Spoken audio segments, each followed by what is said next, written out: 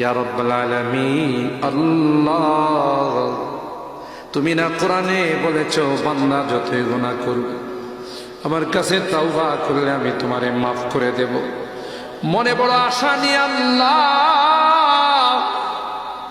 তোমার শাহী দরবারে ভিক্ষুকের মতো হাত বাড়াইলাম। তুমি যদি ক্ষমা না করো, কে আমাদেরকে ক্ষমা করবে? কে আমাদের মাফ করবে? ভিক্ষুকে একজনের কাছে ভিক্ষা না পেলে আরেকজনের কাছে পায়।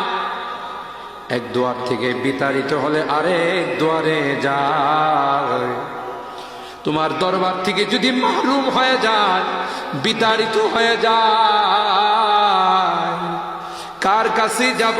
কে আমাদেরকে ক্ষমা করবে?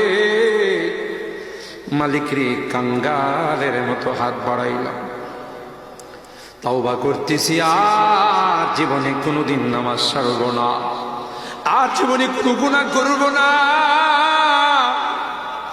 আর জীবনে কোনোদিন বেপরদায় চলব না, আর কোনোদিন সুদী লেনদেন করব না। কিয়ামতের কঠিন ময়দানে আমাদেরকে তুমি গুনাহগার বলে ডাক দিও না।